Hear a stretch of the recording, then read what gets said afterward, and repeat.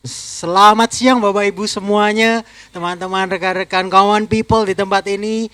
Selamat Natal, Merry Christmas buat kita semuanya.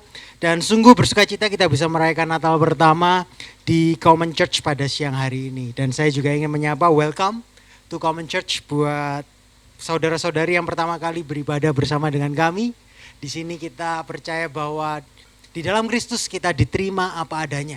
Tapi di dalam Kristus kita juga tidak akan dibiarkan apa adanya. So meskipun ini Christmas, tapi tetap buat para first timer setelah ibadah ini selesai jangan buru-buru pulang karena ada free black coffee, americano atau cafe latte atau hot chocolate, ice chocolate yang bisa kalian nikmati di belakang sambil kita bisa saling mengenal satu sama lain. Puji nama Tuhan. Nah, di tahun ini Common Church mengambil tema Natal yang berjudul The Meaning of Christmas. Arti Natal, esensi Natal. Sebuah tema Natal yang mengajak kita semuanya untuk memaknai ulang. Atau kembali memikirkan kembali. Apakah kita sungguh-sungguh mengerti esensi apa yang kita rayakan? Atau selama ini kita hanya datang tiap tahun merayakan tradisi Natal, merayakan dekorasi Natal, terkesima dengan suasana Natal, tapi kita lupa apa yang sebenarnya yang sedang kita rayakan ini. Ya, karena seringkali hari Natal itu sering diidentikan dengan sebuah kemeriahan, kehebohan. Ada banyak sale, diskon akhir tahun di mal-mal, benar? Di mana-mana ada perayaan-perayaan, ada event-event Natal. Dan bukan hanya di mal-mal atau di tempat-tempat umum, tapi di dalam gereja pun juga gereja kita berlomba-lomba juga untuk mengadakan perayaan Natal secara heboh, besar-besaran. Panggil artis rohani, pembicara terkenal untuk merayakan Natal. I'm not against those things. Saya tidak bukan anti akan hal itu. Tetapi kembali, what's the meaning of Christmas? Apa esensinya? Ya, bahkan ada statistik yang menarik bahwa during acara perayaan Natal atau di bulan-bulan Natal ini, bahwa panti asuhan di mana-mana penuh di booking hampir setiap hari pada waktu Natal. Untuk apa? Siapa yang booking? Gereja-gereja, yayasan-yayasan untuk memberikan amalnya pada waktu Natal. Tetapi apa sih sebenarnya arti Natal sesungguhnya? Seperti yang selama bulan Desember ini saya sampaikan melalui mimbar ini, saya mendapati bahwa kita sering mengenang sensasi perayaan Natal, tapi kita jarang merenungkan esensi Natal. Dan di first Christmas Common Church ini, saya rindu untuk kita bisa mengenal what's the essence of Natal itu, apa yang sedang kita rayakan. Kita mungkin selama ini hanya ingat suasana Natal, tapi kita lupa maknanya. Kita ingat musik-musik yang luar biasa, kumpul-kumpulnya, tapi kita lupa apa inti Natal sebenarnya. Padahal hal pertama yang seharusnya terlintas di benak kita ketika memikirkan Natal adalah kelahiran Yesus. Kelahiran Juru Selamat. Inti Natal, esensi Natal gak bisa dilepaskan dari satu sosok pribadi. Yaitu Yesus Kristus, Sang Mesias, Sang Juru Selamat, Sang Anak Allah. Bahwa Natal sejatinya berbicara tentang Tuhan yang paling mulia, tapi rela jadi sederhana. Tuhan yang tidak terbatas, tapi masuk ke dalam dunia yang terbatas. Allah yang maha suci justru masuk ke dunia yang penuh dosa. Allah yang maha adil justru masuk ke dunia yang penuh dengan ketidakadilan. Dan Tuhan yang maha kasih justru masuk ke dunia yang penuh dengan kejahatan, kebencian, dan kekejaman. Yesus itu bukan hanya tokoh historis ya. Bukan juga hanya guru moral. Dia bukan sekedar nabi. Bukan. Tapi Yesus adalah Allah yang menyatakan dirinya jadi manusia. Dan kalau yang dinyatakan Yesus klaim itu adalah benar, klaim yang ini adalah sangat radikal. Dengan kata lain, agama Kristen itu, kekristenan itu sebenarnya mengklaim bahwa bayi yang lahir dari Yusuf dan Maria 2000 tahun yang lalu bukanlah bayi biasa. Kekristenan mengklaim bahwa dia yang datang tidak lain adalah Allah sendiri. Ya. Dan inilah perbedaan terbesar kekristenan dari semua agama yang ada di dunia ini. Setiap agama didirikan oleh seseorang yang datang untuk memberitahu manusia bagaimana caranya untuk kita dapat menemukan Tuhan. Tetapi kekristenan mengatakan bahwa Yesus Kristus Allah yang datang untuk menemukan manusia. Dan inilah sebuah klaim yang tidak memberikan ruang netral bagi siapapun yang mendengarnya. So siang hari ini mungkin berita Natal kadang penuh sukacita, tapi berita Natal pada siang hari ini mungkin akan men-challenge kita semuanya. Klaim bahwa Yesus Kristus adalah Allah yang menghampiri manusia, itu mengharuskan kita semuanya ya untuk membuat keputusan.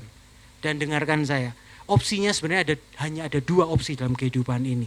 Jika kekristenan itu benar, jika berita Natal itu benar, kita harus mempercayainya, trust completely. Atau jika berita itu bohong, artinya kekristenan itu jahat, berita itu adalah berita yang sesat, maka itu harus ditinggalkan. We have to abandon that. Tidak ada ruang netral di dalam siapapun yang mendengarkan berita Natal. Bahkan yang tidak bisa kita lakukan adalah mengatakan bahwa oke, tapi Kristen tuh agamanya baik kok, ajarannya bagus kok. Tapi Kristen hanya salah satu dari banyak agama yang lain. We cannot do that. Klaim kekristenan bahwa Yesus adalah Allah tidak memberikan ruang untuk itu. Kita nggak bisa bersikap netral terhadap sosok Yesus Kristus itu. Dan inilah yang sebenarnya bukankah ini yang menggelisahkan banyak dari kita ketika kita berbicara tentang Yesus. Tapi berita Natal tidak hanya men-challenge tapi juga memberikan kabar yang baik. Memberikan kabar yang menghibur. Karena kekristenan tidak memberikan kita 10 langkah tentang bagaimana kita jadi orang yang cukup baik sehingga kita dapat diterima oleh Tuhan. Tapi justru kekristenan mengatakan kita semua gak pernah cukup baik di mata Tuhan. Sehingga apa? Tuhan harus datang dan melakukan apa yang tidak dapat kita lakukan. Tuhan tidak mengutus seorang pengkhotbah untuk kasih tahu kita bagaimana menyelamatkan diri kita. Tetapi Tuhan sendiri datang untuk menyelamatkan kalian dan saya. Dan inilah kabar baik Injil. Meskipun seringkali mungkin ya kita sering mengecewakan Tuhan, kita sering meninggalkan Dia. Tetapi Allah, berita Natal membawa kabar bahwa Dia datang kepada kita untuk menyelamatkan kita. Dan sebenarnya inilah yang diperhadapkan kepada kita ketika kita merenungkan the meaning of Christmas. Bahwa esensi Natal itu adalah is both confronting, ya, men-challenge, menggelisahkan, tapi di saat yang sama juga comforting. Di saat yang bersama menantang, tapi di saat yang sama juga memberi penghiburan. Jadi pada siang hari saya akan membagi sebuah berita Natal yang mungkin akan menantang kita semua yang mendengarkan. Tapi juga di saat yang sama saya percaya kabar baik Natal itu selalu akan memberikan penghiburan. Saya punya 3 poin pada siang hari ini, yaitu the story of Christmas, the challenge of Christmas, dan the good news of Christmas. Cerita Natal, tantangannya apa, dan penghiburannya, kabar baiknya apa. Mari kita sama-sama membuka Alkitab kita dalam Matius pasalnya yang pertama ayat 18 sampai 25. Matius pasal yang pertama ayat 18 sampai 25. Judul perikop LI memberikan itu apa? Kelahiran Yesus Kristus. Ya. Saya baca yang hitam, Bapak Ibu Saudara-saudara bisa baca yang warna merah. Siap? Saya expect kalau Natal ini datang sudah ganteng-ganteng, cantik-cantik, suaranya harus lebih kencang daripada minggu-minggu biasanya. Oke, semangat? Oke. Mari kita baca 1, 2, 3 Matius 1 ayat 18 sampai 25. Ayat 18 mulai, kelahiran Yesus Kristus adalah seperti berikut. Pada waktu Maria ibunya bertunangan dengan Yusuf, ternyata ia mengandung dari Roh Kudus sebelum mereka hidup sebagai suami istri. Dan tidak mau mencemarkan nama istrinya di muka umum. Tetapi ketika ia mempertimbangkan maksud itu, malaikat Tuhan nampak kepadanya dalam mimpi dan berkata, Yusuf, anak Daud, janganlah engkau takut mengambil Maria sebagai istrimu, sebab anak yang dalam kandungannya adalah dari Roh Kudus.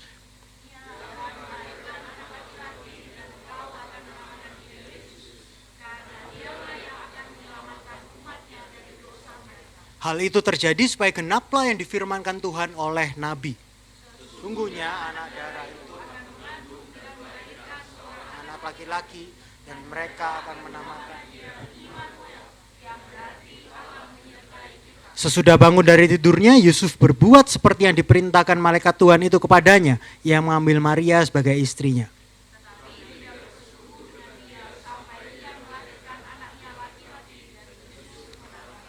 Demikianlah firman Tuhan, berbagai orang mendengarkan, merenungkannya dan melakukannya. So, kita mulai dari the story of Christmas. Matius tadi di ayat yang kita baca memulai kisah Natal dengan memberitahu kita bahwa ada seorang wanita muda, seorang remaja Maria bertunangan dengan pasangan yaitu Yusuf. Dan dalam budaya Yahudi pada abad pertama, pertunangan itu bukan masa coba-coba saja ya. Tapi pertunangan itu ada sebuah komitmen untuk yang mengikat baik secara hukum maupun sosial. Jadi bisa dikatakan ketika kita baca tadi itu ceritanya bahwa ikatan pertunangan antara Maria dan Yusuf itu setara sebenarnya komitmennya dengan sebuah pernikahan. Satu-satunya yang belum terjadi adalah Yusuf dan Maria itu belum hidup bersama dan belum menjalani kehidupan selayaknya suami dan istri. Sehingga jika sebuah pertunangan itu putus, itu membawa sebuah aib yang sangat memalukan dan aibnya itu setara dengan sebuah perceraian, sebuah pernikahan. Maka ketika Maria didapati mengandung sebelum mereka hidup bersama, Yusuf ini diperhadapkan dengan kenyataan yang sebenarnya sangat pahit, sangat sulit. Karena apa? Konsekuensinya bukan hanya itu mengefek kepada pribadi Yusuf sendiri, tapi juga itu memberikan dampak yang secara luar biasa bagi Yusuf secara sosial, budaya, dan mungkin religius ya. Bagi Yusuf reputasinya sebagai pria yang bermoral, masa depannya sebagai kepala keluarga dan kehormatannya di mata komunitas tiba-tiba itu berada di ujung tanduk mendengar kabar bahwa Maria tunangannya itu sedang hamil. Coba kita bayangin sejenak kalian adalah Yusuf. Yusuf, di sini ada yang namanya Yusuf. Bayangin kamu jadi Yusuf yang versi ini. Kalian telah mengumpulkan keberanian untuk melamar seorang wanita dan dia berkata, yes, aku menerima lamaran. Pesta pertunangan sudah selesai, tinggal menanti hari H di mana kalian akan hidup bersama sebagai suami istri yang sah. Tapi tepat sebelum terjadi, kalian dapati calon istri kalian itu tiba-tiba hamil. Ada dua kemungkinan bagaimana Maria bisa hamil, betul? Kalian melanggar kekudusan, atau Maria pasti berhubungan dengan pria lain. Dan karena kalian dikatakan menjaga kekudusan, kalian pasti yakin bahwa Maria ini telah berhubungan dengan pria lain makanya sekarang dia hamil. Dapatkah kalian membayangkan betapa menyakitkan dan memalukannya itu? Maria mungkin berusaha menjelaskan kepada Yusuf, Suf, trust me, percayalah, aku belum pernah berhubungan dengan pria manapun. Terus dia bilang sama Yusuf, tadi kita bacakan, Roh Kudus yang membuatku hamil. Saya bayangin jadi Yusuf dengar Maria ini, wah ini tunanganku ini pasti sedang halu, ya kan, tingkat dewa. Apakah Yusuf akan mempercayai? Pasti nggak akan percaya. Jadi sekarang Yusuf punya dua pilihan. Ia bisa mempermalukan Maria di depan umum atau menceraikan Maria secara diam-diam. Dan di tengah kebimbangan Yusuf, dikatakan ia tertidur dan bermimpi. Di dalam mimpinya seorang malaikat Tuhan muncul dan berkata, ayat 20 tadi berkata, Yusuf anak Daud, kata malaikat Gabriel, janganlah engkau takut mengambil Maria sebagai istrimu, sebab anak yang di dalam kandungannya adalah dari Roh Kudus. Pernahkah Bapak Ibu Saudara-saudara bermimpi dan ketika bangun kita berpikir, apakah ini benar-benar mimpi ya? Dimana kita nggak bisa bedain ini realitas atau ini sebuah mimpi. Kadang kalau mimpi itu indah kita agak kecewa kalau tahu bahwa setelah dicubit, oh aku udah bangun. Yang tadi mimpi indahnya itu ternyata sebuah hanya mimpi. Ya. Tapi jika mimpi buruk kita lega, wah ini cuma mimpi. Pernah ngalamin mimpi yang semacam itu? Saya nggak yakin apa yang dirasakan Yusuf saat itu. Dia mungkin berpikir apakah ini benar-benar terjadi? Apa artinya ini? Bagaimana Maria akan memiliki seorang putra? Tapi berasal dari Roh Kudus dan aku jadi ayahnya. Yusuf pasti bingung dan sangat don't know how to react kepada kenyataan ini. Tapi ini yang saya mau kita perhatikan ya. Saya suka apa yang dilakukan Yusuf selanjutnya. Ayat 24 menuliskan setelah dia bermimpi dan dia bangun dari tidurnya. Ayat 24 berkata sesudah bangun dari tidurnya, Yusuf berbuat seperti yang diperintahkan malaikat Tuhan itu kepadanya. Ia mengambil Maria sebagai istrinya. Ketika Yusuf bangun dari mimpinya, dia mentaati Tuhan. Dia melakukan persis seperti yang dikatakan malaikat kepadanya. Apa yang dilakukannya? Dia ambil Maria sebagai istrinya dan dia tidak berhubungan fisik dengannya sampai Yesus itu lahir. Dan menariknya inilah terakhir kalinya kita mendengar tentang Yusuf di dalam Alkitab. Dia menghilang dari halaman Alkitab tepat setelah cerita ini diceritakan. Dan meskipun perannya dalam Alkitab mungkin sangat singkat, Yusuf mengajarkan kita pelajaran penting tentang arti menerima Yesus ke dalam kehidupan kita. Dan mungkin this is the meaning of Christmas, tantangannya di sini. Dan ini poin kedua, apa arti menerima Yesus ke dalam hidup kita? The challenge of Christmas. Ada 3 tantangan yang harus diterima Yusuf ketika ia menerima Yesus. Dan dengarkan saya. Dan tantangan ini, the challenges ini juga berlaku untuk kita saat ini ketika kita mendengar berita Natal. Kita gak dapat menerima Yesus kecuali kita bersedia menerima tantangan-tantangan yang Yusuf pernah alami. Dan ini adalah tantangan yang mungkin akan kita alami dan pasti akan kita alami kalau kita mau menerima Yesus ke dalam hidup kita. Apa itu tantangannya? Ada 3 tantangan. Pertama, tantangan penolakan dunia. Yusuf memahami kan bahwa ketika ia menerima Maria sebagai istrinya, semuanya itu gak akan berjalan dengan baik. Kenapa? Karena orang-orang di kampung itu gak bodoh. Mereka tinggal di kota kecil. Dan pasti kabar itu tersebar di mana-mana. Saya pernah 15 tahun tinggal di kota Sampit di Kalimantan. Kotanya kecil, ya kan. Dan hampir semua orang itu pasti tahu, ya kan. Siapa kita kerjanya apa, istrinya apa, ada kejadian apa, semua tahu. Malang juga kota yang cukup kecil, mungkin 20 tahun lalu. Ya. Tapi sekarang pun juga dinamika tinggal di kota kecil semua pasti tahu. Nah, Maria dan Yusuf tinggal di kota kecil dan orang-orang di sana pasti gak bodoh kan.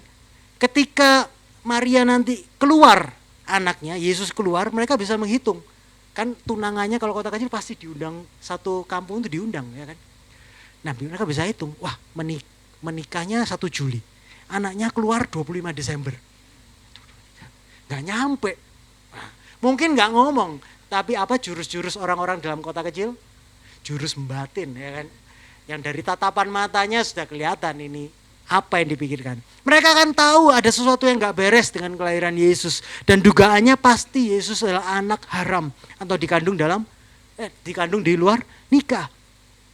Bayangin kehidupan Maria pasti akan hancur. Ia akan dipermalukan. Dan bagi Yusuf menikahi Maria dan menerima Yesus, Yusuf itu harus kehilangan reputasi.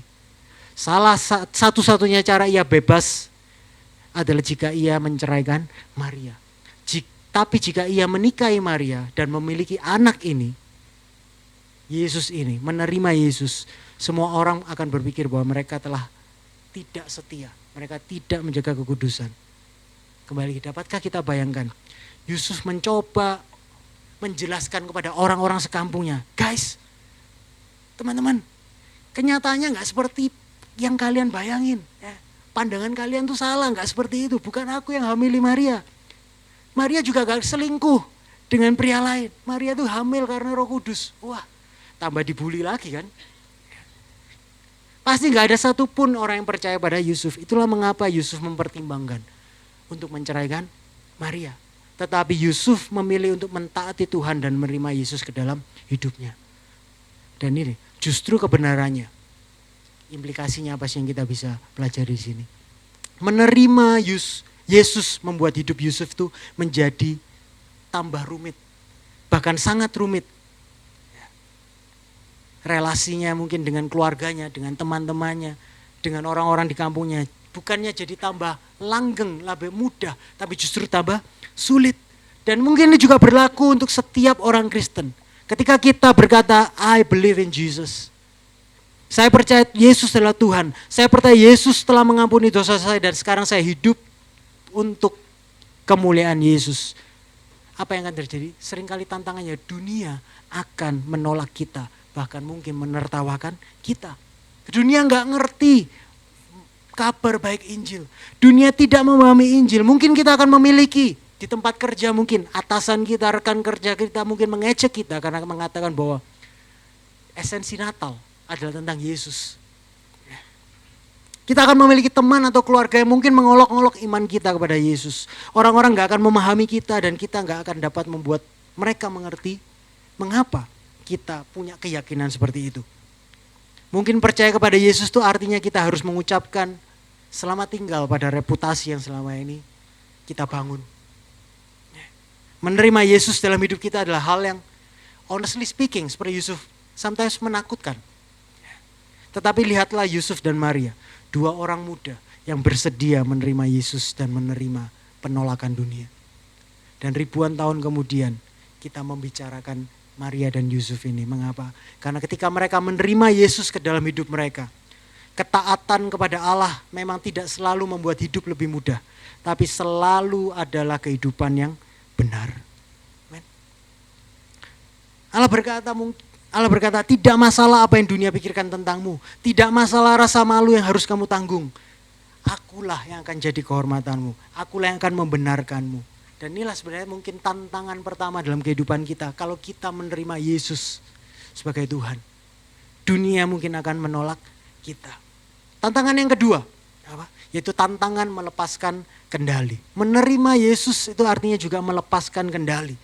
Dari mana kesimpulan ini? Kalau kita baca ayat selanjutnya, dikatakan di sana satu hal yang paling mencolok dari bagian selanjutnya adalah pemberian nama Yesus. Ya. Saudara-saudara, saya mau tanya, siapa yang kasih nama kalian? Kalian dapat nama kalian itu dari siapa? Yes, dari papa mama kita, benar. Kenapa? Karena hak untuk memberi nama bayi adalah hak orang tua kita. Ya, I know kadang-kadang engkong, ma, tante, cawe-cawe suka ikut campur ya. Tapi keputusan akhir yang benar pasti ada di tangan orang tua kita. Dan ini yang perlu kita perhatikan dari kelahiran bayi ilahi ini, yaitu bayi Yesus. Yusuf dan Maria tidak diberi kesempatan untuk memberi nama bayi Yesus. Mereka karena apa? Malaikat langsung kasih tahu. Di ayat 21 dikatakan, ia akan melahirkan anak laki-laki, kata malaikat, dan engkau akan menamakan dia, bukan diserahkan kepada siapa, dikasih namanya Yesus. Tahukah kalian mengapa? Seakan pesan tersiratnya adalah kalian gak punya hak untuk memberinya nama. Beri nama dia Yesus. Tahukah kalian kenapa? Karena ketika kita memberi nama sesuatu, itu sebenarnya artinya kita punya otoritas atas siapa yang kita beri nama tersebut. Ketika kita memberikan sebuah perusahaan, kitalah yang punya hak untuk memberi nama perusahaan itu. Karena perusahaan itu adalah milik kita, benar? Kita punya usaha, ya usaha itu kita yang kasih nama. Kalau kalian seorang artis, kalian buat lukisan yang bagus, ya kan? Siapa yang berhak kasih nama lukisan itu? Sang pelukisnya. Mengapa? Karena kalianlah yang berwenang, punya otoritas untuk memberikan nama atas karya itu. Dan malaikat itu berkata kepada Yusuf, jika engkau menerima bayi ini ke dalam hidupmu, engkau gak akan punya otoritas atasnya. Karena sebenarnya dialah yang akan punya otoritas atas hidupmu. Engkau gak akan memberinya nama, tapi justru dia yang kelak akan memberimu nama. Apa artinya bagi kita sih sebenarnya? Kenapa kita perlu memahami akan hal ini? Karena ketika kita menerima Yesus ke dalam kehidupan kita, kita gak berhak untuk memberitahu siapa dia. Tapi dialah yang berhak untuk memberitahu kita siapa kita seharusnya. Banyak orang Kristen, banyak orang percaya. Saya ketemu banyak orang yang berkata, saya sebenarnya tertarik sama yang namanya kekristenan. Tapi saya nggak yakin apakah saya ingin meninggalkan kebiasaan saya. Saya tidak terlalu yakin tentang memikul salib. Saya suka janji tentang mendapatkan berkat Tuhan. Wah, kalau ikut Kristen, coba janjinya berkat Tuhan. Saya suka itu. Tetapi pesan tentang harus memaafkan orang, bahkan yang menyakiti kita. Kok itu kayaknya konsep yang terlalu idealis. Aku gak yakin dengan apa yang ditawarkan oleh kekristenan.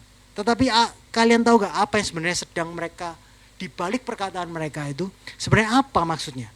Mereka mencoba menentukan siapa Yesus. Itu sama saja dengan berkata, aku ingin Yesus, tapi yang versiku sendiri. Aku ingin Yesus yang seperti ini, dan seperti itu. Tapi pesan Natal ya, memberikan tantangan bahwa Yesus tidak datang, dengerin saya, sebagai pelengkap hidup kita. Melainkan Tuhan datang sebagai Tuhan atas hidup kita semuanya. Dan ketika kita menerima Yesus, bukan kita yang ngatur Yesus, kitalah yang diatur oleh Yesus. Karena dialah otoritas tertinggi dalam kehidupan kita. Dan artinya itu kita kehilangan hak untuk memutuskan apa yang harus dilakukan dengan hidup kita. Itu artinya juga kita menyerahkan semua kendali kepada Dia. Artinya kita tidak mencoba untuk bernegosiasi dengannya. Artinya apa? Tidak ada iman Kristen tanpa penyerahan diri. Dan kelahiran Yesus Kristus, Yusuf dan Maria menyerahkan kendalinya kepada Tuhan. Tidak ada yang namanya aku akan menurutimu jika titik. Tantangannya apa? Ketika kita menerima Yesus sebagai juru selamat, tidak ada jalan tengah. Dan inilah tantangan kedua menerima Yesus dalam hidup kita. Maukah kita melepaskan kendali kita kepada Tuhan yang adalah Tuhan atas kehidupan kita? Tantangan yang ketiga, dan ini mungkin yang paling sulit, yaitu tantangan untuk mengakui keberdosaan kita. Malaikat itu berkata di ayat 21 bagian B, ia akan melahirkan anak laki-laki dan kau akan menamakan dia Yesus. Kelanjutannya, karena dia lah yang akan menyelamatkan umatnya dari dosa mereka. Ternyata Yesus datang ya, untuk menyelamatkan umatnya. Kalian dan saya yang menerima Yesus dari apa? Dari dosa kita. Itu berarti kita gak bisa menjadi seorang Kristen sampai kita mengakui, sama sekali gak ada yang bisa aku lakukan untuk menyelamatkan diri saya sendiri. Aku gak mampu, aku telah memberontak kepada Tuhan. Aku gak dapat memenuhi standar kekudusan Tuhan. Masalah terbesar bukanlah aku membutuhkan cara untuk punya hidup yang lebih baik. Masalah terbesarku adalah aku. Masalah terbesar dalam hidupku adalah Tuhan murka atas dosa. Dan tidak ada yang dapat saya lakukan untuk melepaskan saya dari murka Tuhan itu. Saya membutuhkan apa? Juru selamat untuk menyelamatkan saya. Dan inilah hal tersulit dari semuanya, bukan? Untuk mengakui bahwa kita adalah orang berdosa. Dan izinkan saya menjelaskan kenapa kita ini susah mengakui kita ini adalah orang yang berdosa. Seorang teolog dan juga pendeta bernama Sinclair Ferguson menceritakan sebuah kisah untuk menyampaikan apa yang terjadi di dalam Kejadian 3, yaitu ketika dosa masuk, ya, mengkamiri semuanya. Ketika ular itu berbohong kepada Adam dan Hawa, seorang teolog ini menceritakan sebuah ilustrasi. Ya. Ilustrasinya adalah seperti ini. Bayangkan, saya punya anak. Bayangkan saya sedang ngajak Jadi ke toko mainan. Lalu sampai di toko mainan itu, wah namanya anak kecil kalau saya bawa dia ke toko mainan, sebenarnya kalau jujur yang sering bawa ke toko mainan engkongnya, bukan saya. Tapi sekali-sekali saya juga bawa anak saya ke toko mainan. Ya, di toko mainan itu, wah pasti senang dia melihat berbagai macam mainan yang menarik perhatiannya, ya kan. Lalu sampai di toko mainan itu, bayangin saya berkata kepada Jadi, Jet, lihat tuh mainan-mainan tuh, suka gak kamu Jet? Wah pasti Jadi, yes Dad, suka banget. Nah Jadi pasti muter berjalan-jalan keliling-keliling, full of excitement, sambil explore toko mainan itu. Nah, di tengah dia sedang excitement, saya bilang, Jet, sini Dad, coba lihat itu. Apakah kamu lihat semua mainan di sana? Ya Dad, lihat, mau tah mainan itu? Mau gak mainan-mainan itu? Pasti dia jawabnya apa kalau anak kecil? Mau, ya kan? Yaudah, go. Kemudian Jadi berkeliling ke setiap lorong toko mainan sambil lihat semua mainan-mainan yang dari toko itu. Tapi habis 1 jam keliling dengan excited mengeksplor mainan-mainan dari toko itu, kemudian aku ngomong sama Jadi, saya ngomong sama Jet, Dedi mau kasih tahu, kenapa Dedi ajak kamu ke sini. Dedi membawa kamu ke sini untuk kasih tahu kalau semua yang tadi kamu lihat itu, ya, kamu gak akan mendapatkan mainan apapun. Dedi gak akan memberimu apapun. Semua yang tadi sudah kamu lihat-lihat, semua itu gak akan jadi punyamu satu pun.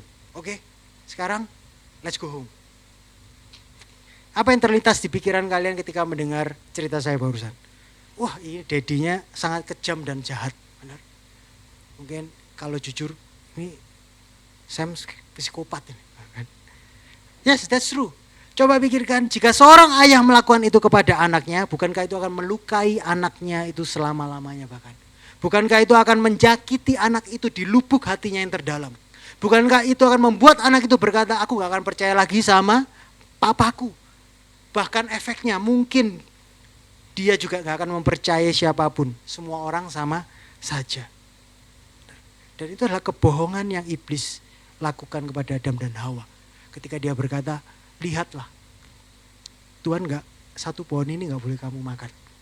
Artinya Tuhan tuh cuma kasih tahu kamu semuanya ini dengan sebenarnya kamu gak bisa punya segalanya. Karena dia melarangmu itu. Dan yang terjadi dalam Kejadian 3, ular itu berbohong kepada Adam dan Hawa. Tuhan tidak dapat dipercaya bahwa Tuhan adalah ayah yang kejam dan jahat yang tidak menginginkan yang terbaik untuk anak-anaknya. Tapi berarti yang menarik dari apa yang dikatakan pendeta Sinclair Ferguson ini, dengarkan apa yang dikatakannya. Faktanya yang sederhana adalah Kebohongan telah masuk ke dalam aliran darah umat manusia. Kebohongan itu tertanam di inti keberadaan kita. Sehingga setiap manusia yang pernah hidup sekarang memiliki asumsi utama bahwa jika saya menyerahkan diri sepenuhnya kepada Tuhan, saya akan sengsara. Jika saya memberikan kebebasan penuh kepada Tuhan, saya akan tidak bahagia. Ketika saya merenungkan perkataan apa yang dikatakan ini, bukankah ini yang kita yakin di lubuk hati kita tentang Tuhan karena dosa? Ketika keadaan sedang tidak baik-baik saja dalam kehidupan kita, meskipun kita mungkin sebenarnya Tuhan itu baik, tapi ketika ditantang oleh keadaan, melepaskan kendali, keadaan yang tidak sesuai dengan apa yang kita inginkan, intuisi kita, kecenderungan kita, kita meyakini bahwa Tuhan itu tidak menginginkan yang terbaik buat saya. Tuhan itu lebih suka kita sengsara. Tuhan tidak ingin kita bahagia. Tertanam jauh di dalam diri kita. Jika kita nggak menyadarinya, jika kita tidak mengenal diri kita sendiri, jauh di dalam hati kita, kita tidak percaya bahwa Tuhan itu merancangkan dan menginginkan yang terbaik bagi kita.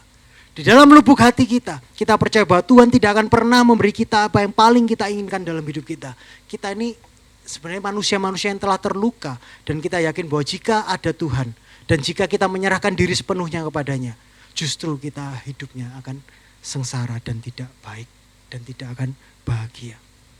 Sehingga apa? Sehingga kita memberontak terhadap Tuhan. Kita pikir kita tahu apa yang terbaik untuk diri kita sendiri. Kita nggak ingin mengakui bahwa kita adalah orang yang berdosa yang sebenarnya penuh diselamatkan. Kita nggak ingin mengakui Tuhan. Namun menerima Yesus ke dalam hidup kita itu berarti mengakui dan menerima bahwa kita adalah orang berdosa yang butuh juru selamat untuk menyelamatkan kita dari dosa-dosa kita. Makanya ini tantangan yang mungkin paling sulit, tantangan ketiga, yaitu dalam menerima Yesus sebagai Tuhan dan Juru Selamat, dalam mengakui bahwa kita ini umat yang berdosa. So, dapatkah kita melihat betapa sulitnya tantangan-tantangan menerima Yesus dalam hidup kita ini? Tapi kalau sampai di sini, kabar baik Natal hanyalah akan confront us, tapi tidak comfort us. Makanya saya masih punya poin yang ketiga. The good news of Christmas. Jadi kita telah tahu karena oleh dosa yang sudah mendarah daging, kita ini telah terluka. Kita ini manusia yang terluka dan telah sakit hati oleh sesuatu yang mendalam di dalam hati kita yang berkata, jangan pernah menyerahkan dirimu kepada siapapun, apalagi kepada Tuhan, atau kamu akan sengsara, atau hidup kita gak akan berubah. Kita gak bisa percaya bahwa jika kita menyerahkan diri kepada Tuhan, Tuhan itu mengasihi kita. Lalu bagaimana kita bisa disembuhkan dari ketidakpercayaan dan luka hati ini? Hanya ada satu cara. Kita harus melihat Tuhan yang menyerahkan dirinya kepada kita. Itulah satu-satunya hal yang akan menyembuhkan luka dan memungkinkan kita untuk kita bisa percaya kepada Dia. Dan inilah kabar baik Natal, and inilah the meaning of Christmas. Di tengah ketidakberdayaan manusia, di tengah prasangka yang buruk kepada Allah. Ketika kita selalu dalam hati ini memikirkan yang buruk tentang Allah, Natal memberitakan kabar baik bahwa Allah tidak tinggal diam, tetapi Allah datang. Saya bayangin kalau saya dibatinin terus sama seseorang yang saya memberikan seluruh kehidupan saya. Saya gak pernah memprasangkakan yang buruk kepada dia. Saya melakukan selalu apa yang terbaik buat dia. Tapi yang saya dapatkan bukannya yang setimpal, tapi saya justru, kamu itu jahat. Kamu selalu memikirkan yang buruk tentang aku. Pasti tak tinggal. Tapi kabar baik Natal, kita seringkali selalu berprasangka buruk kepada Tuhan. Kita bahkan berkata, Tuhan, Engkau hanya mau aku sengsara, kamu gak pernah memikirkan yang terbaik buat aku. Tapi kabar naik Natal justru, di tengah ketidakberdayaan kita, Dia bukannya meninggalkan kita, tapi Dia justru datang. Tuhan datang kepada kita dalam pribadi Yesus. Dia menghampiri kita. Kenapa? Karena Tuhan melihat ke dunia yang telah Dia ciptakan. Dan Dia melihat kita tenggelam, melihat kita menuju kehancuran. Karena kita menolak kebenaran tentang Dia. Bahwa Dia adalah Allah yang baik. Dia Allah yang maha kasih. Dia Allah yang setia. Dia Allah yang selalu memikirkan yang terbaik buat kita.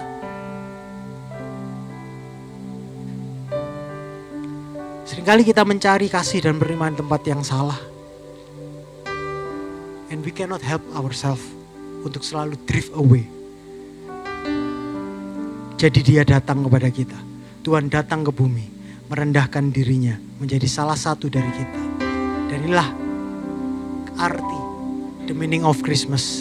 Kelahiran Yesus berarti yang maha tinggi jadi rendah, yang kekal masuk ke dalam waktu. Sang pencipta jadi ciptaan, yang abadi jadi fana, yang tak terbatas menjadi terbatas. Raja, segala raja jadi bayi yang tak berdaya. Dalam inkarnasi, Allah dalam manusia Yesus jadi rentan. Dia bisa jadi dibunuh, dia bisa jadi lemah, dia jadi dihianati dan ditolak. Kenapa? Agar ketika kita melihat Tuhan memberi dirinya kepada kita karena kasih, luka hati kita ini bisa disembuhkan. Ketidakpercayaan kita bisa disembuhkan dengan bukti yang nyata. Bahwa Tuhan saya tidak sekedar berfirman dari jauh, tapi Dia membuktikan apa yang Dia katakan. Dan bukti pertama yang Dia lakukan adalah Dia hadir ke dalam dunia yang rusak ini.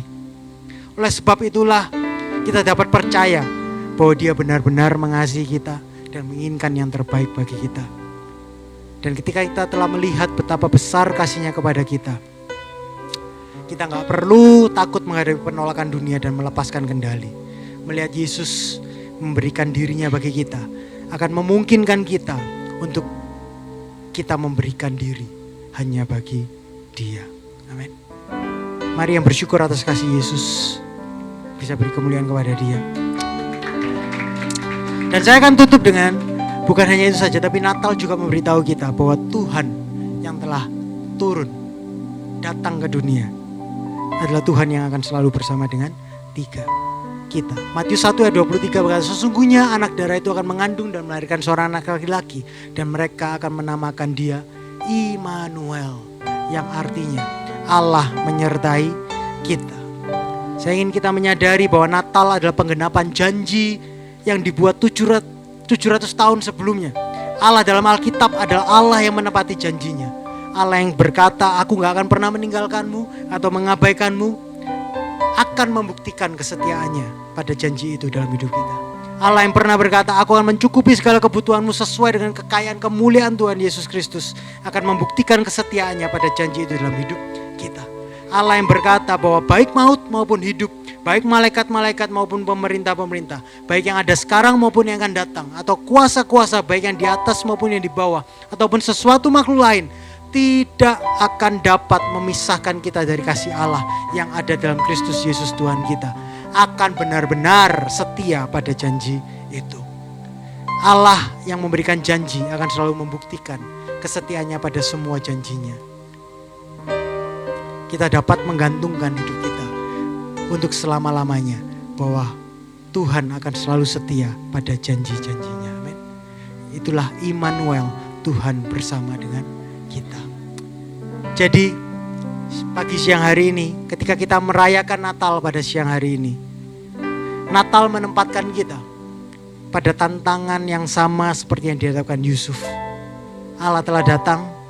Pertanyaannya bukankah apakah kita menyukai kisah Natal yang ditulis Alkitab, melainkan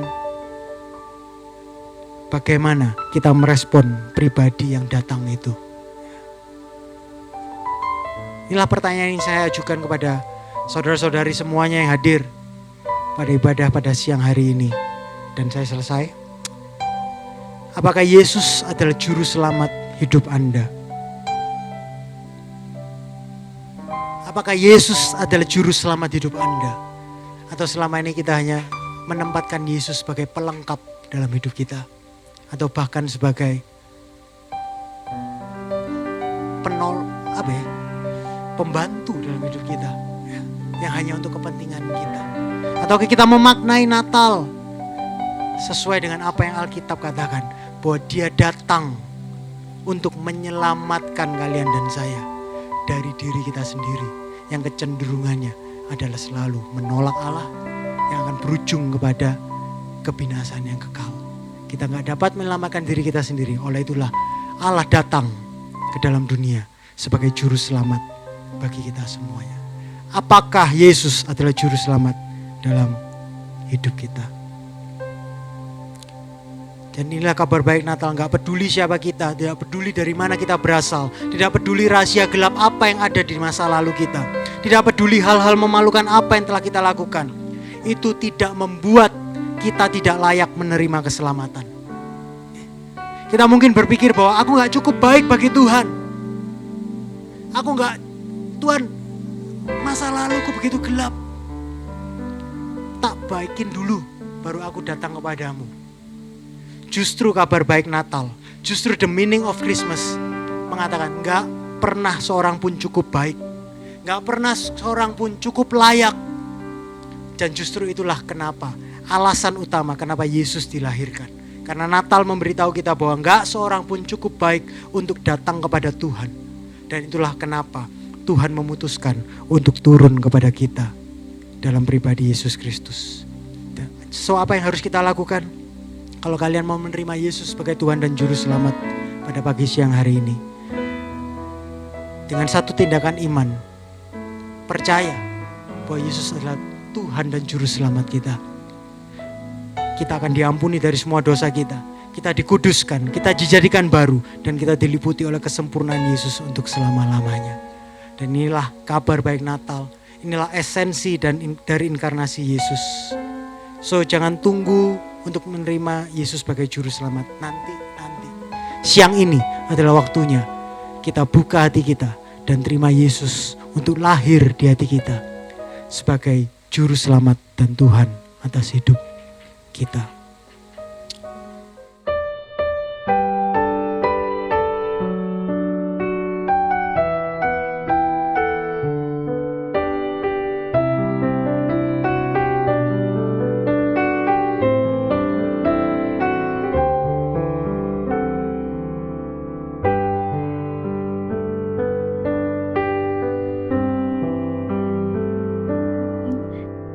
Seperti padunan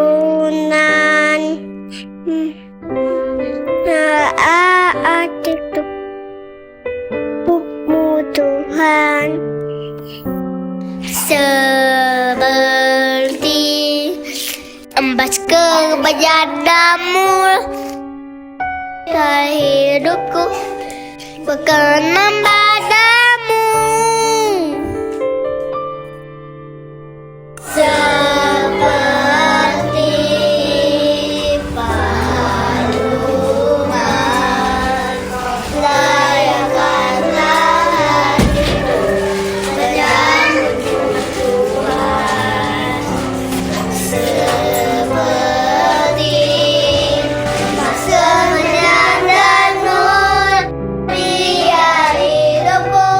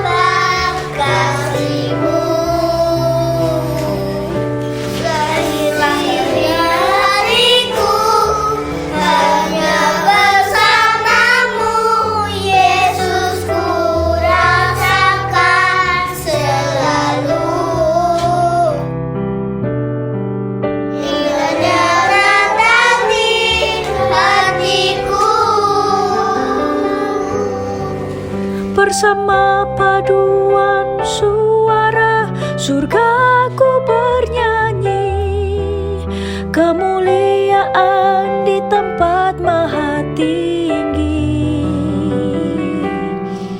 dan damai sejahtera di antara manusia yang hidupnya berkenan kepadamu.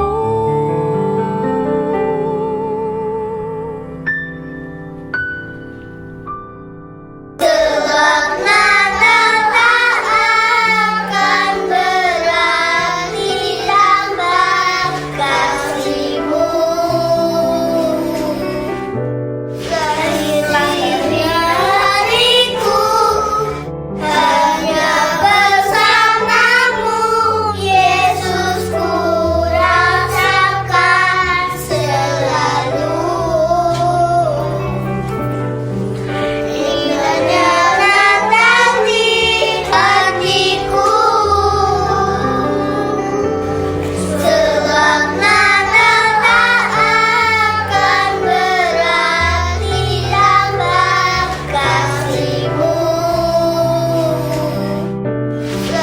Lahirnya hariku hanya bersama-Mu, Yesus, ku rasakan selalu. Indahnya Natal di hatiku. Indahnya Natal di hatiku, indahnya Natal, indahnya Natal di hatiku. Mari saya undang Bapak Ibu, saudara-saudari semua untuk kita bangkit berdiri. Mari kita angkat lilin kita. Biar Natal Yesus lahir di hati kita. Mari kita terima Yesus sebagai Tuhan dan Juru Selamat dalam kehidupan ini. Oh Tuhan Yesus, Kau yang tolong kami Tuhan. Lahirlah Tuhan dalam hati kami. Amin. Amin. Hati kami mungkin selama ini kering Tuhan, dan kami cari Tuhan Yesus jawabannya di dunia ini. Ya biarlah pada pagi siang hari ini kami merenungkan the meaning of Christmas. Biar Engkau yang lahir di hati kami sebagai Tuhan dan Juru Selamat kami, Tuhan Yesus, yang akan memberikan makna dalam kehidupan kami, yang memberikan Tuhan Yesus keberhargaan yang selama ini kami cari Tuhan Yesus. Biar pencarian kami berakhir pada siang hari ini, karena kami sudah menemukan jawaban yang selama ini kami cari, yaitu dalam pribadi Yesus Kristus. Mari yang percaya dan mau menerima Yesus sebagai Juru Selamat dan Tuhan, kita nyanyikan Christ is born. Christ is born. Christ is born. Christ is born. For me. Christ is born. Christ is born. Christ is born for me. Christ is born for me. Christ is born. Christ is born. Christ is born. Christ is born for me, for my family. Christ is born. Christ is born. Christ is born. Boleh sekali kita katakan dengan iman, Christ lahirlah dalam hidup kami. Sambil kita mengangkat lilin ini, Christ is born. sebagai tanda kami mau menerima Engkau Tuhan untuk lahir dalam kehidupan kami, Yesus. Christ is born for me. Christ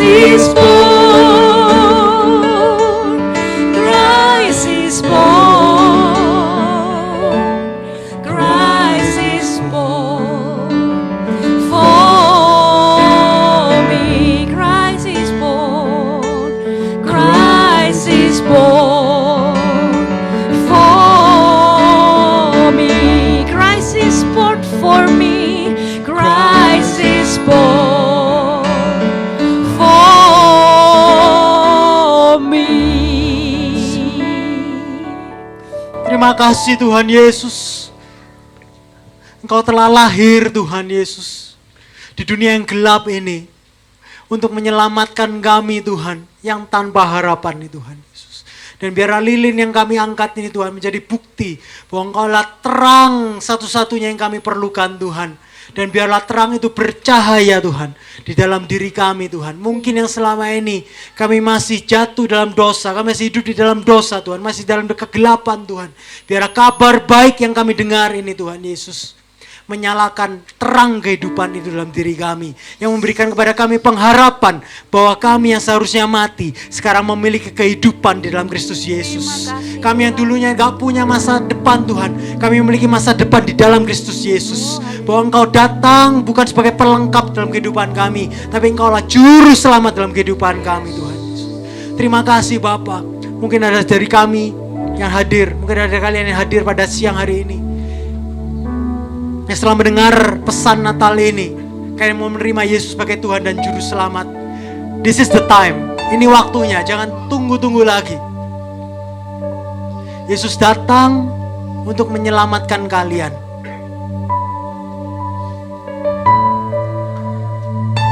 Jika itu kalian, jika Roh Kudus ketuk hati kalian, malam hari ini, siang hari ini, adalah waktu kalian buka hati kalian dan terima Yesus sebagai Sang Juru Selamat itu.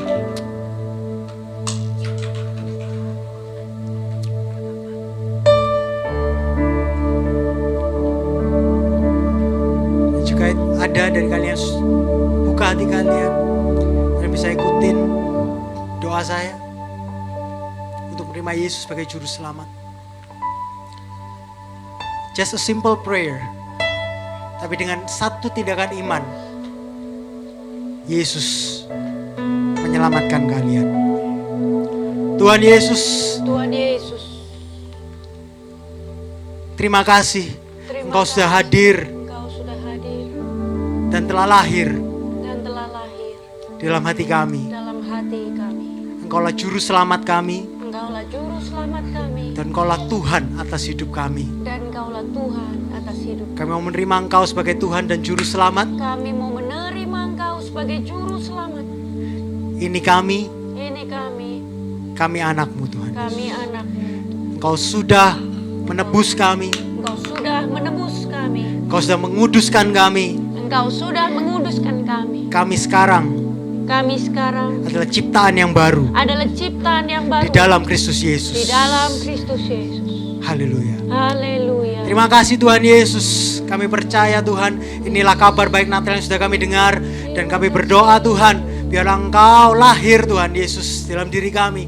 Engkau lahir sebagai terang di dalam keluarga kami. Engkau lahir dalam terang Tuhan Yesus dalam relasi kami Tuhan. Engkau lahir sebagai terang Tuhan dalam setiap aspek kehidupan kami Tuhan Yesus. Dan biarlah siang hari ini ketika kami merenungkan the meaning of Christmas, biar Engkau lahir di hidup kami Tuhan.